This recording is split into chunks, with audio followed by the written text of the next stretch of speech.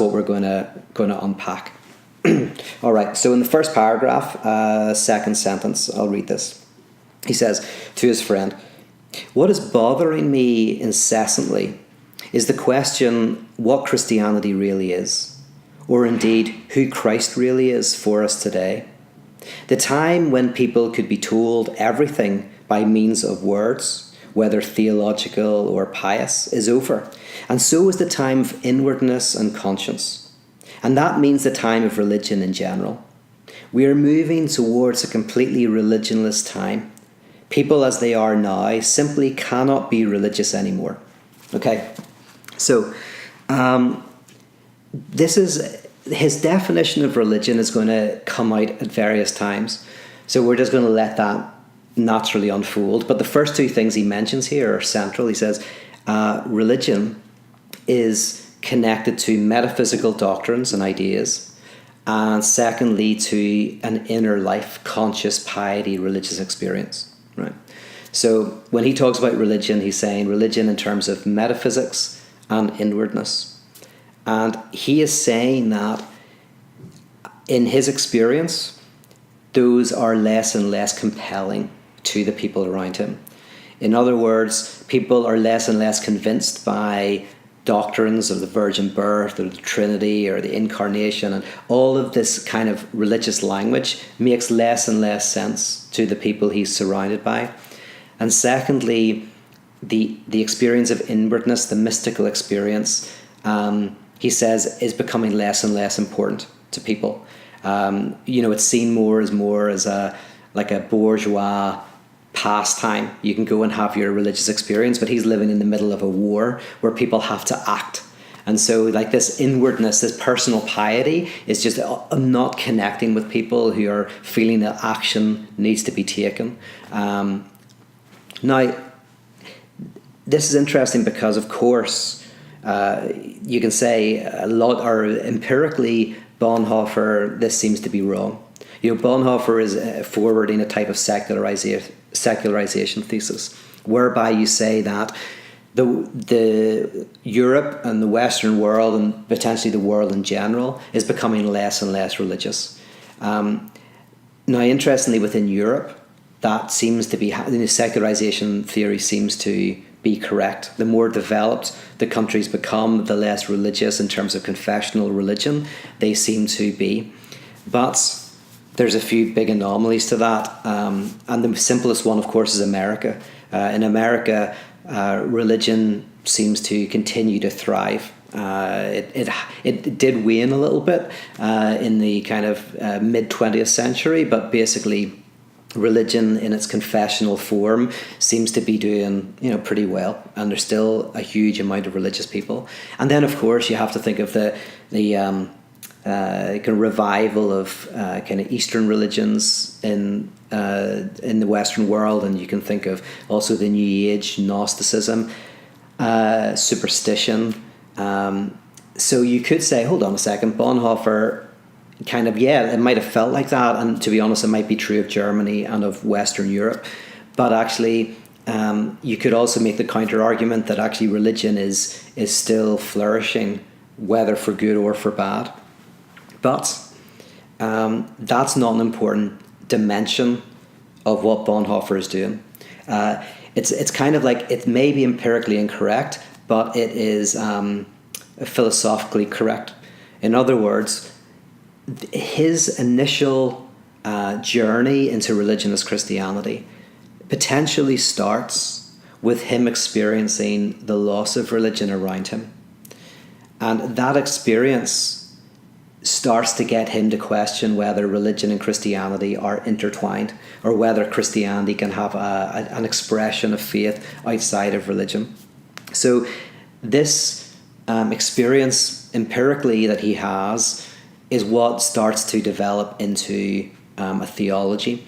And so even if the original experience isn't really true, as in there's been a revival of religion, it seems to stick with us a lot more than maybe Bonhoeffer thought it would.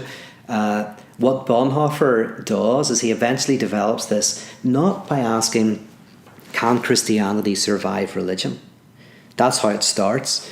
But where it goes is Christianity by definition against religion? Is Christianity in its incendiary heart always being a way of freeing us from religion? So instead of it being kind of like, oh, it's just Christianity has to find a new way to express itself, what you find in these writings, and it's just, peppered through, is the notion that no, Christianity ultimately is a freedom from religion. And again, we're gonna put more meat on the bones of what he means by the word religion. But that's why in the very first quote he says, "I'm beginning to fear and distrust religion." So if you turned around to Bonhoeffer today and said, "Listen, religion is on the rise," he wouldn't say, "Okay, then Christianity can remain religious." What he might say is, "Okay, but then Christianity is going to help us transcend religion. It's going to help us get through it and get over it." Okay. Okay, so in the next paragraph, our whole 1900-year-old Christian preaching and theology rest on the religious a priori. And by religious a priori means before experience. So in philosophy, you have a priori and a posteriori. So what it means is before experience and after experience. And he's saying that Christianity has relied on the idea that human beings are inherently religious. So we have an inherent desire for metaphysical answers, and we have an inherent desire for inwardness, mystical experience, and a personal conscience, etc. But he's going, what if that's not the case? So he says, Christianity has always been a form, perhaps the true form of religion. We can come back to that if you want, what he means by that. But if one day it becomes clear that this a priori does not exist at all, but was a historically conditioned and transient form of human self-expression, and if therefore man becomes radically religionless, and I think this is already happening, what does that mean for Christianity? It means that the foundation is taken away from the whole of what has up to now been our Christianity, and that there remains only a last few survivors of the age of chivalry, or a few intellectually dishonest people on whom we can descend as religious. Are they to be the chosen few? Is it on this dubious group of people that we are to pounce in fervour, pique and indignation in order to sell them our goods? Are we to fall upon a few unfortunate people in their hour of need and exercise a sort of religious compulsion on them? Okay, so what he's doing here is he's saying, okay, what if religion is not some sort of like inherent part of being human, and that actually people can survive and live quite happily without having metaphysical answers, without being concerned with their individual salvation, without being overly bothered by some sort of internal conscience, all of this. And of course, the implication is there's loads of people here like that. Even if there's one person like that, it starts to show that, okay, maybe this isn't, humans aren't inherently religious. But Bonhoeffer's saying it's not one or two people. In fact, increasingly, more and more people are able to live without the need or the felt desire for metaphysical answers. And more people are able to face life and even face death without a real concern for their soul or anything like that. And then he says, if that's the case, then who will Christianity appeal to? And he says, well, there'll always be a few people who, he calls it, the age of chivalry, which is kind of like during the medieval period. The age of chivalry was a time when there were lots of rules about how to be polite and courteous and civil to one another, and religion was part of that. And it was a very, religion played its part in how to, treat yourself and treat other people with politeness and dignity. And so he's saying, religion's not really a meaty thing. It's not something you live and die for. It's just that it helps you be polite. And he says, there's some people that will still appeal to. And there's also some people who will feel that they need an answer to the questions of existence. He says, okay, so is that the only people that Christianity will have an impact on? And in fact, he says, he'll say this later on as well, he says, and is Christianity, whenever someone is in that place, is Christianity the weapon we use to, or not the weapon we use, well, how could you say it? It's like when someone's asking questions and is fearful of their life and is fearful of the unknown, that Christianity comes in and gives them easy answers. Is that really what that person needs? Are we not pandering to a weakness in that person? Is our job, is there not a better way, a way of helping them become stronger and not concerned with those things? So in other words, Christianity finds weak people and makes them weaker, rather than finding weak people and helping them be stronger or appealing to strong people. Okay, let's keep going. In that same paragraph, just a little bit further down, he says, if religion is only a garment of Christianity, and even this garment has looked very different at times, then what is religionless Christianity? So that's the question. Okay, now he comes to Barth. In this next paragraph, he says, Barth, who is the only one to have started along this line of thought, did not carry it to completion, but arrived at a positivism of revelation, which in the last analysis is essentially a restoration. Okay, so now he's going to talk about Karl Barth, and I'll probably jump down actually now to a few paragraphs further on that he continues to talk about Barth. But he's saying, well, Barth is the first theologian to really begin to explore what religionless Christianity could be. So he's thinking of the early Barth with like the Epistle to the Romans, where Karl Barth takes seriously the critique of religion. I mean, this is the Karl Barth that I like as well, actually. His work on the critique of religion. In fact, there's a great little section from his systematic theology that you can buy separately as a book. I think it's called On Religion, which is a really beautiful summary of his critique of religion and how Christianity for Barth is a rejection of religion. But then what Barth does is he develops an entire systematic theology. And I'm just going to check to make sure this is still working. It looks like it's having trouble.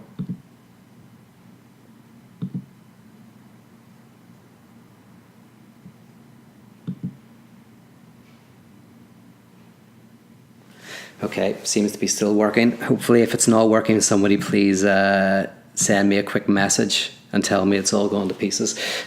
So Karl Barth, he does this critique of religion, and he sees religion as largely something that humans have created. It's anthropomorphic. He agrees with Feuerbach's critique of religion, which is basically the religion, and especially in this liberal form that was becoming big at the time, is just a kind of a making religious of our human values. So Karl Barth critiques all of this, but then what Barth does is he creates an entire systematic theology that you have to just basically accept or reject. And Bonhoeffer calls this a positivism of revelation, because in the 1920s, there was a very popular philosophical movement called logical positivism. And logical positivism was largely set up by logicians and mathematicians in Vienna who wanted to critique the past philosophy, the philosophy of the Middle Ages, the scholastic period, and they did it by basically saying that philosophy should be set on the shoulders of mathematics and symbolic logic. So anything that cannot be proved using mathematical formula, using symbolic logic, you just get rid of it. It's going to be nothing but occultism and obscurantism. But one of the big critiques of logical positivism, why it didn't last very long in its original form, is for a very simple reason, that in order to believe it, you had to accept it as an axiom. You know, like, because it couldn't prove its own position through symbolic logic and mathematics. So its own originary position of what is philosophy and what isn't, you could not prove that position using logical positivism. So you were left with this problem of going, well, you accept the axioms and then it makes sense, or you reject them. But there's no way to persuade you to accept the axioms. You either accept them or you don't. And so that's what Bonhoeffer's saying with Barth, is that weirdly he kind of protected religion by putting walls around it, and you have to either accept it or reject it. There is no persuasiveness. There's no ways. Like, that's why Barth didn't like Paul Tillich. Tillich's work, in one sense, was trying to see how Christianity and the problems of the world interacted. But for Barth, there was like a sense in which they don't interact. Christianity is like a stone that you throw into the world. It's not something that you can argue to. So Bonhoeffer's critical of Barth's approach. And so I'm just going to fast forward a few paragraphs. I have a different document in front of me, so unfortunately I don't know what page it is. It'll be probably the second to last page, where it starts with Barth was the first theologian. So Barth was the first theologian to begin the criticism of religion, and that remains his really great merit. But he put in its place a positivist doctrine of revelation, which says, in effect, like it or lump it. Virgin birth, Trinity, or anything else, it's all equally significant. It's all a necessary part of the whole, right? You can't have one bit or two bits. As soon as you start taking bricks out of the wall's going to weaken and eventually collapse. So you take it all. The positivism of revelation makes it too easy for itself by setting up, as it does in the last analysis, a law of faith, and so mutilates what is, by Christian incarnation, a gift for us all. So basically what he's saying in that paragraph is that Barth is not making a distinction between more important and less important issues. It's kind of like it's all equally important. So Barth, this is a very conservative element of Barth in the sense of it's like you take it all, right? It's that view. It's all equally valid. Whereas Bonhoeffer's like, no, not at all. In fact, Bonhoeffer talks about prayer, for example, as the secret discipline, because he's referring to in the Bible. It says if you're going to pray, don't do it out in the streets, or if you're fasting, I think it is. You don't do it in a way so everyone can see, but you pray and fast in secret. So Barth's going like, yeah, there's lots of things that you might think are important to you, but you don't need to present them to put them out to the world. In many ways, what Bonhoeffer is saying is that Christianity, the visible aspect of it, will be the work in the world, the work of love. And the secret dimension of it, it's not like an occult secrecy, but it's a secrecy as in you go like, well, if you want to pray, if you want to meditate, if you want to be part of this liturgical structure with us, great. But we're not preaching all of that. That's something that happens quietly. Now I want to just go back to where we were.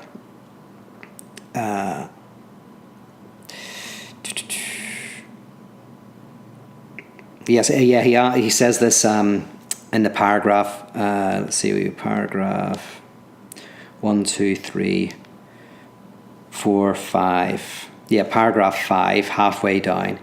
He says, in what way are we religionless secular Christians? In what way are we, the ecclesia, those who are called forth, not regarding ourselves from some religious point of view as specially favoured, but rather called as belonging wholly to the world?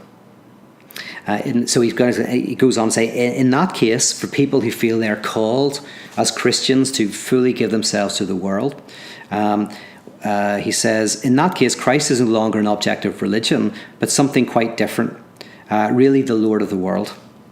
But what does this mean? What is the place of worship and prayer in a religionless situation?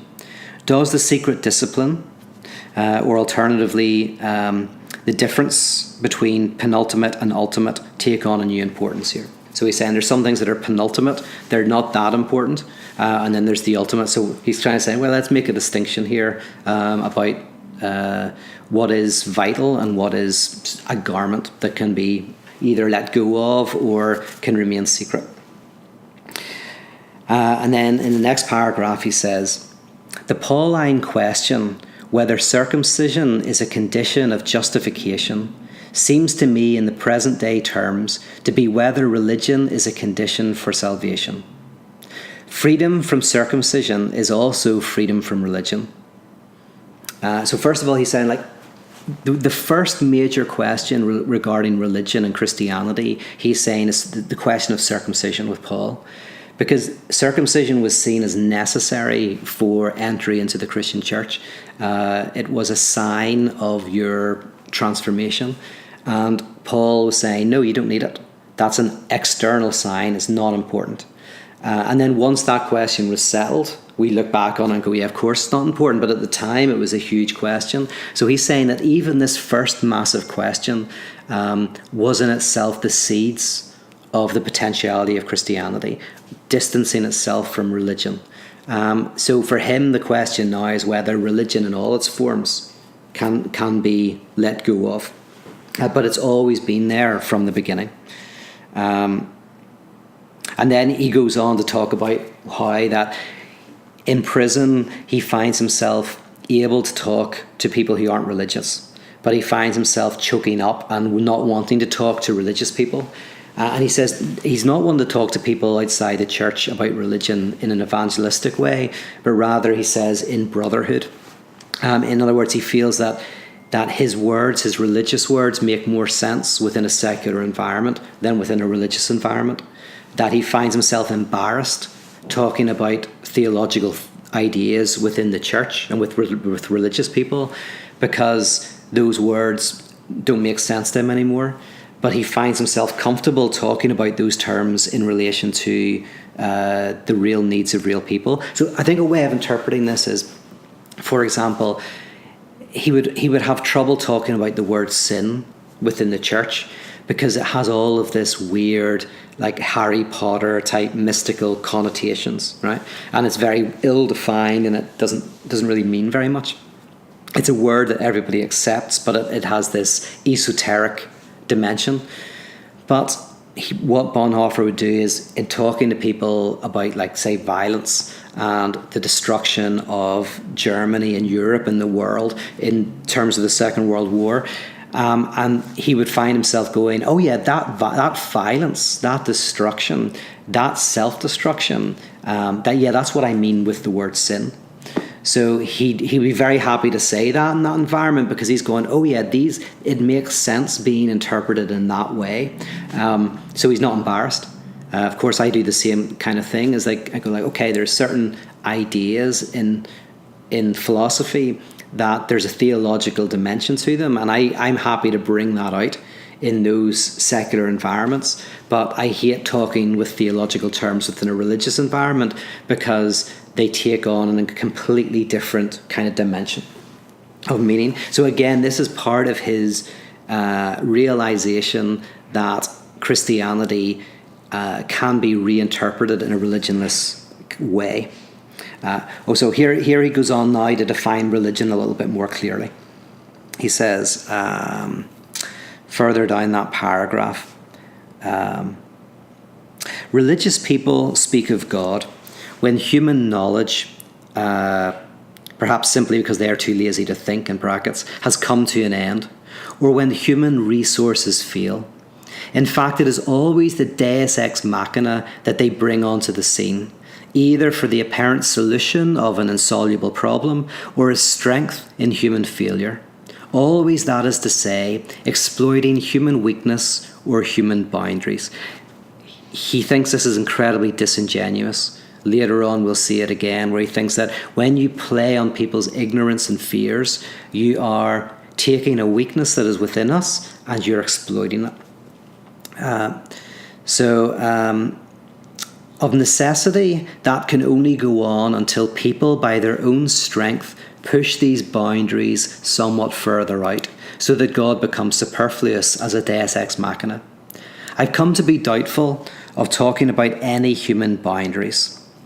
It always seems to me that we are trying anxiously in this way to reserve some space for God. I should like to speak of God not on the boundaries, but at the centre, not in weakness, but in strength, and therefore not in death and guilt, but in man's life and goodness. Right? So central to Bonhoeffer's notion of religion here is the idea of God as providing an answer to our ignorance and an answer to our fears, our fear of death. And basically Bonhoeffer is saying that this means that the more our knowledge progresses, the smaller the dimension of God becomes. And the more confident we are in our lives and the more we can face life and death without fear, the less we need this God, the more the dimension of God diminishes.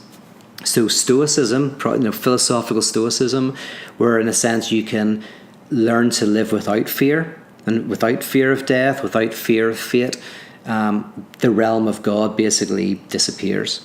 And also in the terms of the realm of the development of scientific knowledge, we explain more and more and more, to the point that we can even think that, okay, we don't know, obviously we know only a tiny fragment of things, but in theory, because we experience the development of thought so quickly today, like you didn't hundreds of years ago, there wasn't radical developments in technology and developments in science and philosophy. It was very slow, right? But now we live in an age where, things are speeding up. So now we can kind of like go, okay, well, there's things that I don't know, but hey, we may know the answer to that in a year or in 100 years or in 1,000 years. But so those boundaries start to get pushed further and further out. So therefore, you can only appeal to people with God who are, he says, too lazy to think, as in, like they don't. They would just want to say, well, God's the reason why X, Y, and Z happens. I'm not going to look at the evidence. I'm not going to try to think for myself. Or God only makes sense whenever we are in times of fear. And Bonhoeffer is saying, like, even if that's the case, he says, I don't want that type of God. He says, like, the transcendence of God in this paragraph, he says, the transcendence of God is not an epistemological thing, as in, it's not an epistemological boundary. When you say God is transcendent, you're not saying everything we don't understand, that God does it, right? He says it is, and he uses a great analogy in this paragraph where he says, the church is not at the edge of the village, it's at the centre of the village. So traditionally a town would have the church in the centre, which was the symbol of the community giving fidelity to the transcendent, right? And it's not that the church would be put on the edge, on the boundary. So the transcendent is at the boundary of our life. The transcendence is in the midst of our life, in the midst of politics, in the midst of philosophy and ethics and science, aesthetics. There's a transcendence which is in the midst of, not a transcendence which is at the limit, which is just beyond what we can understand. And he calls that God the Deus Ex Machina. Because the Deus Ex Machina was a device that was used in Greek plays where if there was a problem in the script and you just wanted God to kind of like, some character was killed off. It's like Marvel comics these days where they kill off a character and then they want to bring the character back. So they make some ridiculous storyline that just miraculously makes them come back to life. And it's seen as a very bad form of writing because it's not that the way to bring the character back to life is part of the narrative structure of the film. It's like this thing that's brought in just to perform a function and then you get rid of it. And he says, so God is that which is there to provide a function, which is to give us understanding, to help us not fear death. And then when we feel good, well, we can get rid of God because that's what we needed God for. But Bonhoeffer is saying, no. If this word is to mean anything, it has to mean some form of transcendence that is in the heart of all of life, not just at the bad times. And then this is where then he comes on to Bultmann. This is a great paragraph. A few more words about religionlessness. I expect you remember Bultmann's essay on the demythologizing of the New Testament. My view of it today would not be that it went too far, as most people thought, but that he didn't go far enough. It's not that the mythological concepts such as miracle, ascension, and so on, which I know in in parentheses, he says, which are not in principle separable from the concept of God, but religious concepts generally which are problematic. So I'm going to reread that. My view of it today would not be that he went too far, as most people thought, but that he didn't go far enough. It's not only the mythological concepts such as miracle and ascension and so on, but religious concepts generally which are problematic. You can't, as Bultmann supposes, separate God and miracle, but you must be able to interpret and proclaim both in a non-religious sense. So, Bultmann very famously developed a way of reading the Bible which is called demythologizing, and it's an incredibly important area of thought, and it's more sophisticated than most people kind of let on. But in a nutshell, Bultmann is doing something similar to Bonhoeffer. He's asking a question. He's saying, well, do we have to believe in a two-tier universe? There's heaven is literally in the skies, right, in order to be a Christian. And he's saying no. So when you read in the Bible that, Jesus ascended into heaven, and you have this image of Jesus like taking off the ground and actually levitating and going up to the heavens, Bultmann says, well, we can't believe that today. Most people today don't believe in that kind of world. If Jesus is hovering, he's still going, right? There is no up, right? If Jesus literally ascended, he's in space somewhere, and he's traveling out into the outer reaches of space. So what Bonhoeffer does is, no, we have to get rid of these concepts that don't make sense anymore to a secular world, where we've kind of outgrown certain kind of notions, and but keep the stuff that is to keep the stuff that is good, to keep the stuff that is worthwhile. And he got attacked by this by confessional theologians because it went too far. That was the idea. Is like you start throwing out things like miracles. Even C.S. Lewis attacked him. What are you going to be left with? And Bonhoeffer says, yeah, this is the liberal approach. Liberal theology is like abridging the gospel. Liberal theologies tends to try to throw out the stuff we can't believe in anymore. Like demon possessions and miracles and all of that, but keep the ethical dimension, which also is the popular way of describing Christian atheism. There's a form of popular Christian atheism, which is you kind of get rid of the supernatural dimension of Christianity, but you keep the ethical imperatives. But Bonhoeffer saying no. He says the problem with Bultmann is he should have pushed further. It's not that you have to get rid of some things like miracles, the notion of ascension, the virgin birth, or whatever, and keep other concepts like God and faith. He says, no, you have to reinterpret them all. Keep them all, but see if you can interpret them non-religiously. See if they have a non-religious kernel at their heart. So, for example, again, this is an approach that I take, is that, think of in science, the word atom, right? Atom is a word that's been around since the Greeks, really. But what we think of as an atom today is very different fundamentally from the original notions of an atom, because the atom originally would be the smallest particle in the universe, and it would be indivisible. But now we know it's not the smallest particle, and we know it is divisible. And so, in one sense, the word atom remains, but it has developed and transformed and been enriched. But there is a connection between the two of them. That's why it's still called an atom, because even though pretty much everything about the atom and our understanding of that term has changed, there is still something of a continuity between the original idea and how we conceptualize it now. And so Bonhoeffer is saying something similar. He's saying, you don't have to get rid of any religious words. They're all doing something. They're powerful because they've hung around. They do some work. The question is whether you can interpret them in a way that is true to the development of humans and where we are now, and is also true to something of the original inspiration. And that's what he means by a non-religious interpretation. So unlike Bultmann, Bonhoeffer is keep providence and keep sin and keep grace and all of these words. But the job for him, the theologian, and his point is going, but now our job is to see if we can interpret all of these in a non-religious way, and basically turning demythologizing up to 11. And then now he's going to come back to religion. What does it mean to interpret in a religious sense?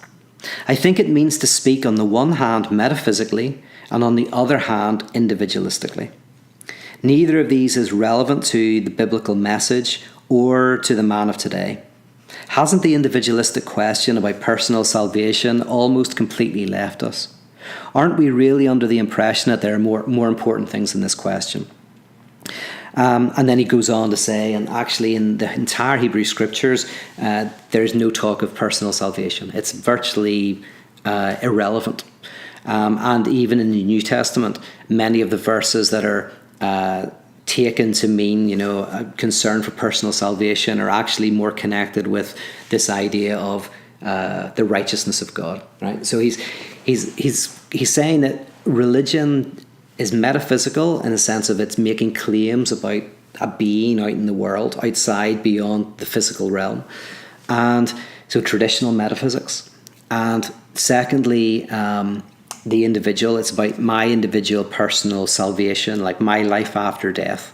And again, Bonhoeffer is saying, well, you can genuinely face death. People do, and they think of themselves. They face death partly by going, I am not the most important thing in my life. My family are, and the children that they will give birth to, and the community that I'm part of, and all of this. And so someone can come to terms with their own death because they're not this very narcissistic. They're not thinking me, my life, my life, my life. And Bonhoeffer thinks that's pretty good. He says, yeah, absolutely. If Christianity has to make you into a narcissist, if it has to get you obsessed with your own personal salvation, again, is it not appealing to some definitely a part of us, but not a really rubbish part of us? Should it not be appealing to or drawing out something much wider, much more beautiful? So he's saying that that's how religion has often operated, and we all know examples of this where churches, it's all about where are you going to spend eternity, or how do you feel you have a life of meaninglessness? Where do you find meaning? And so these are the ways to get people to the front. And Bonhoeffer is fundamentally rejecting these.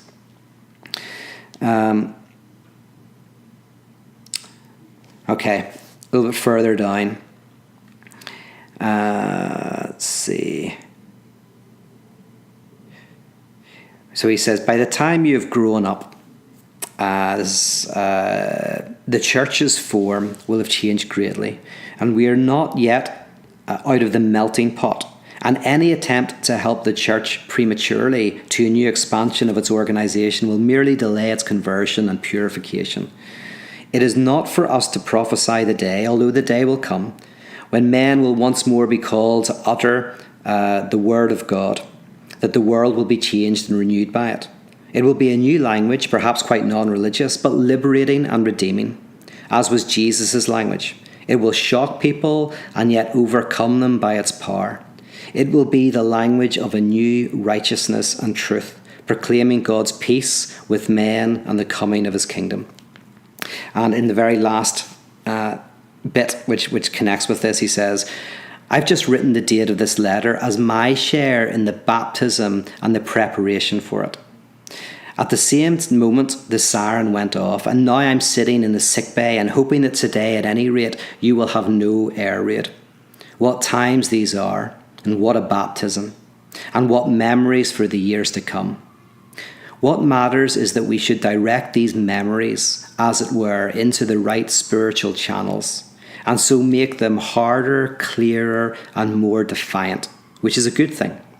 There is no place for sentimentality on a day like this. If in the middle of an air raid God sends out the gospel call to his kingdom in baptism, it will be quite clear that kingdom, what that kingdom is and what it means. It is a kingdom stronger than any war and danger, a kingdom of power and authority, signalling eternal terror and judgment to some, and eternal joy and righteousness to others. Not a kingdom of the heart, but one as wide as the earth, not transitory, but eternal. A kingdom that makes way for itself and summons men to itself to prepare its way. A kingdom for which it is worth risking our lives. Okay, so what he's saying here, and this is why, this is Bonhoeffer's critique of liberal Christianity, of ethical forms of religiosity that were around at his time as well, is because, interestingly, what he's trying to say is this. He's saying that the religious form of Christianity is dying, and we have to find a new way to speak. But he says that it will be equally shocking. And this is where he's close to Barth. He's not saying that the Christian ethics and ideas will just kind of bleed into secularism and flatten Christianity out, which he thinks is the main sin of liberal theology, is this flattening out. So that's why there's a line, I don't think I read it, where he says, where he actually mentions liberal theology, and he says, no, this is about incarnation, crucifixion, and resurrection. And what I think he's saying here is that he says that Christianity came into the world as a shock and as a critique that challenged us, that challenged political powers, that challenged world powers, that turned us around, that challenged our understanding of wisdom, our understanding of who is good and bad, who is inside and outside. And that Christianity will always be that. There is something countercultural about its main proclamation. And he's saying that he is living at a time where we don't know what that's going to look like. And it's a time of preparation. It's a time of waiting. But the waiting will someday come to an end, and this new proclamation will arise, and it will be just as shocking and just as penetrating as the original message was to Rome in its day. It won't be just a bleeding into secularism and secular humanism. It will be a challenge to those. It'll be a challenge to all ideologies. And so in those verses, he's saying, it will come, but don't do it too quickly. Like the church is not at the place. It doesn't have the respect. It doesn't have the influence. It doesn't have the insight yet. There needs to be lots of thinking, quiet conversations, reflection, and continuing action in the world. And there will come a time when it works out what that next proclamation will be. And I think that's right. And I think that that's what some of us are trying to do. That maybe, there is a way now of, like, parotheology is a non-religious or religionless way of forming church practice and understanding theology. So it's an attempt to see if there's a non-religious way of interpreting Christianity that stays true to the language, to the words, to the past, but that helps to reinterpret it and shine a new light on it. And so in this last line, the reason why he's writing so harshly here is because he's writing against liberal humanism. He's saying that the kingdom of God, like it's a baptism. When we're baptized into it, it will be stronger than war and danger. It will have eternal terror and judgment for some. So we'll feel judged by it. We'll feel terrified by it. And it will bring eternal joy and righteousness to others. It's not a kingdom of the heart. So it's not a sentimentality. It is as wide as the earth. So it won't just appeal to people who are like from, kind of the hippies. It won't just appeal to that. It will appeal to materialists. It will appeal to people who are don't have time for inner experience or don't enjoy that, and it will potentially appeal to people who do, but that's not it. It's not a religion of the heart. It's a religion of life, of getting your hands dirty, of living in the world. So to sum up what we've looked at, and then hopefully there'll be some questions. If the technology, it said there was a couple of times it might have cut out, but I'll upload the proper version. But Bonhoeffer here we see that the start of his journey is a suspicion that religion is dying off. Now, as I say, I think we can disagree with that. I would disagree with that for two reasons. One is because I think religion in its explicit form is still alive and well. But also I think that religion has found other means of expression. Bonhoeffer himself says this when he talks about existentialism and psychoanalysis, which he feels are, I would disagree with him on this, but he feels are religious expressions in the secular world of inwardness and appealing to our fears and etc. So religion may not be diminishing, but his experience initially was, I think it is, and probably in his time and place it was. But that then led him to go, oh right, maybe Christianity not only can survive this, not only can find a new way of expressing itself outside of religion, but actually maybe the heart of Christianity has always been a critique of religion, a way of escaping the religious a priori. And by religion, he's talking about metaphysical doctrines, a sense of inwardness, a belief in God as giving the answers to our ignorance, and God as a solution to our fears. And he says, right, that is not the type of God that we are preaching, a God who just comes in at the edges of life, but rather, if this faith means anything, it is something about transcendence in the midst of life. And that is his initial reflections. I think we've covered this week. The Deus Ex Machina God of religion is dying. Something else is coming. With Karl Barth, he did a great critique of religion. I'd recommend you read it. But then his solution was to kind of restore religious Christianity and make it as a like it or lump it. You can accept it or not, but you can't be persuaded by it. In other words, he's not going to bother trying to reinterpret religious terms in ways that make sense in a secular environment. For Barth, he keeps a very tight hold of the confessional theological understanding of these words. And then with Bultmann, he says, yeah, Bultmann's great because he's actually trying to find religionless ways of speaking, but he misses the point. He thinks that, the problem is miracles. No, the problem is a religious understanding of miracles. You can have a non-religious interpretation of a miracle. You find this within atheistic philosophers today, where they talk about miracles without a metaphysical dimension. Quentin Mesu being one of them.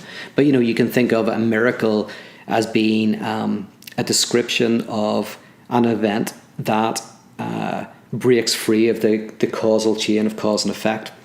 And there are quantum physicists who talk about the miraculous, that this can actually happen, but they don't have a supernaturalistic explanation. They actually have a way of explaining this that doesn't require that. So the word miracle remains, but it remains true to something that was within it, but it changes its form.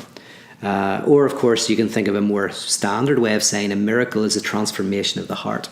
That, because you can't see that. You can't kind of like, the miracles in the Bible are all really just kind of like, ways of describing a true miracle, which is a transformation in how we live towards the world, towards one another. So Tillich is saying we need to find a new discourse, and he says that he is attempting to do that in prison. And sadly, obviously, he never got to systematically explore it.